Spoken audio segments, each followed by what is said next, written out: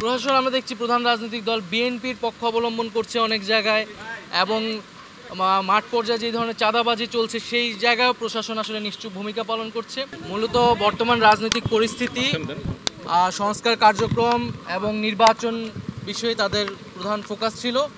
এছাড়াও দেশের সংখ্যালঘুরা তাদের নিরাপত্তা সহ বাংলাদেশের সামনের রাজনীতি কোন দিকে যাবে এবং আমাদের রাজনৈতিক দলের গঠন প্রক্রিয়া, সাংগঠনিক কার্যক্রম, আদর্শ ইত্যাদি বিষয়ে তাদের আগ্রহ ছিল। আমরা আমাদের জায়গা থেকে ব্যাখ্যা করেছি আমাদের রাজনৈতিক দল কোন প্রেক্ষিতে, কেন এবং কোন লক্ষ্য নিয়ে এগিয়ে যাচ্ছে। সংস্কার বিষয়ে আমরা যেই প্রস্তাবনাগুলো সংস্কার কমিশনে দিয়েছি সেটি আমরা বলেছি, এবং আমরা আমাদের যে তিনটি দাবি বিচার, সংস্কার এবং গণপরিষদ নির্বাচন সেটি আমরা সুস্পষ্টভাবে বলেছি। লিলি হালাল বিউটি সোপ, বিএসটিআই কর্তৃক সনদপ্রাপ্ত দেশের প্রথম হালাল বিউটি সোপ, দীপ্তিময় উজ্জ্বল ত্বকের জন্য। আমরা বলেছি যে আমরা এখানে কোনো ধরনের ন্যূনতম সংস্কার নয়, বরং মৌলিক সংস্কার, রাষ্ট্রের গুণগত পরিবর্তনের জন্য আমরা কাজ করছি, এবং কোনো না সেই নির্বাচনে জাতীয় নাগরিক পার্টি অংশগ্রহণ করবে কিনা সেটাও বিবেচনাধীন থাকবে। আমরা আমাদের যে তিনটি এজেন্ডা নিয়েই সারা দেশে কাজ করছি, এবং বর্তমান সময়ে যেই মাঠ প্রশাসন রয়েছে সেই মাঠ প্রশাসন আমাদের কাছে মনে হয়েছে যে নিরপেক্ষ আচরণ করছে না।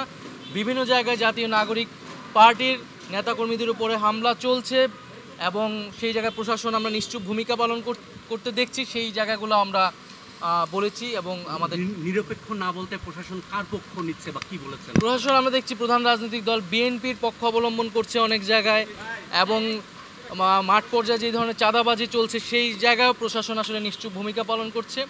আমরা বলেছি যে এই ধরনের একটি প্রশাসন যদি থাকে তাহলে এর আন্ডারে নির্বাচন করাটাও আসলে সম্ভব নয়। ফলে একটি লেভেল প্লেইং ফিল্ডের জন্য একটি নিরপেক্ষ প্রশাসন, আমলাতন্ত্র, পুলিশ আসলে আমাদেরকে নিশ্চিত করতে হবে। আপনারা বলছেন যে না মৌলিক সংস্কার ছাড়া নির্বাচন হবে, যাবে কি যাবে না সেটা আপনারা বিবেচনা করবেন, কিন্তু কবে নির্বাচনে যেতে চান বা কবে নির্বাচন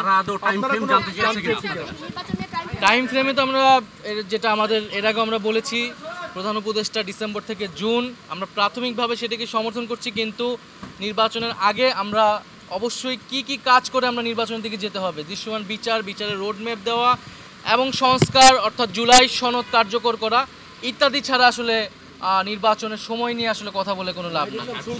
এবং রোহিঙ্গা বিষয়ে কোনো কথা হয়েছে কিনা? রোহিঙ্গা বিষয়ে তারা আমরা তাদের সাপোর্ট চেয়েছি, তারা বলেছে তারা সেই জায়গাতে নিয়ে আওয়ামী লীগকে নির্বাচনে আসা না আসা নিয়ে তাদের সঙ্গে কোনো আলোচনা হয়েছে কিনা?